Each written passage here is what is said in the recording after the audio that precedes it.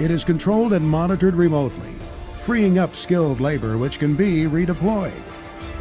It offers the possibility of true 24-hour working, eliminating operator fatigue and enabling a different approach to fieldwork. The autonomous tractor and planter can run directly behind a combine, facilitating operator multitasking. A portable interface enables operators to keep an eye on all key parameters and modify them if required, wherever they are. A fully interactive interface has been developed to control the autonomous tractors with the immediate and secure recording and transfer of farm data. Autonomous tractors can also work in tandem with traditional machines, whose drivers can supervise their activities. Fully autonomous working is also a reality with 2, 3, or even more machines running simultaneously in the same field. We've continued to invest in these technologies, helping farmers to monitor yields, automatically alter fertilizer rates based on prescription maps,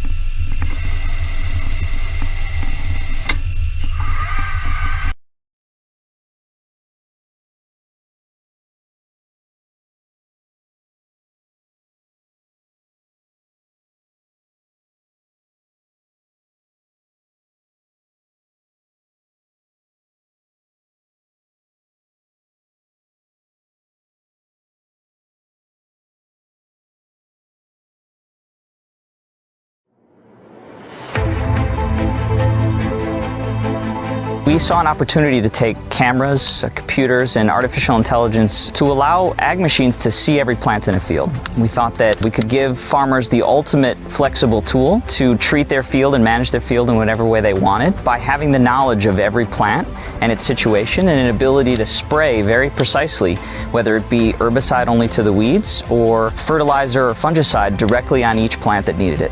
Each field they go to has a different set of conditions, and they need to be able to adjust and correctly set that machine's performance for the field.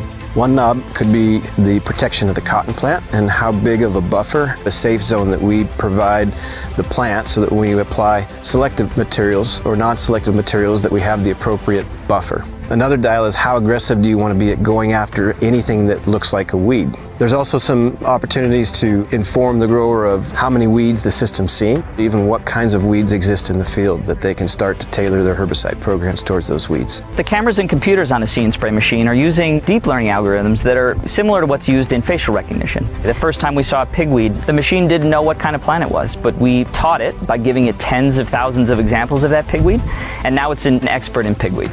We save up to 90% of the amount of herbicide that you would spray if you were spraying the entire field. With the rig, we have other options open to us. We can spray different chemicals that we were not able to spray before. We can take one man and put him on a tractor, and we can do the work of 8 to 10 people. We're seeing no end to the use of this technology. Essentially, anything that may be cost prohibitive or more difficult to do when you're spraying on a broadcast basis, but much more grower beneficial if we're spraying on a very precise basis.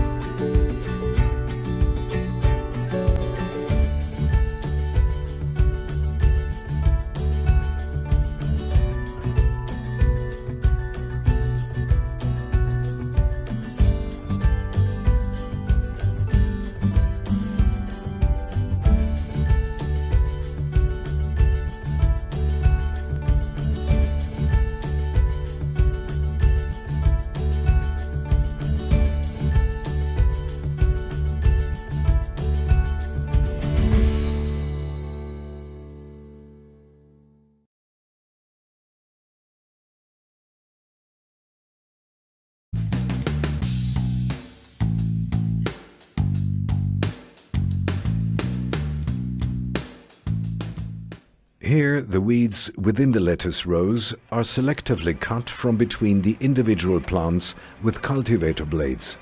Fix-mounted goosefoot shanks weed between the rows.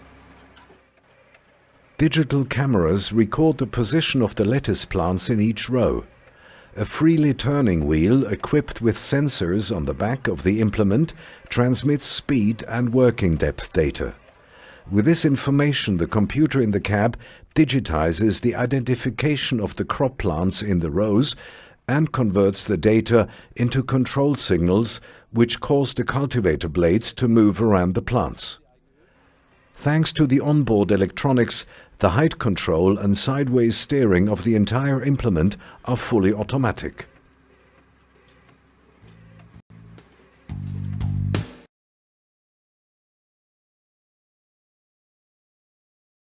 Companies like Ecorobotix have already commercialized software that analyzes drone-captured infrared images to spot unhealthy vegetation. Then, like a real-life game of Sim Farmer, the grower is alerted on their device when a troubled area is identified. Machine learning is regularly improving the system's ability to differentiate between varieties of crops and the weeds that threaten them. Not to be left out, a company called Mavericks contracts 100 pilots to fly light aircraft that are outfitted with multispectral cameras on data-gathering missions over large farms throughout the country.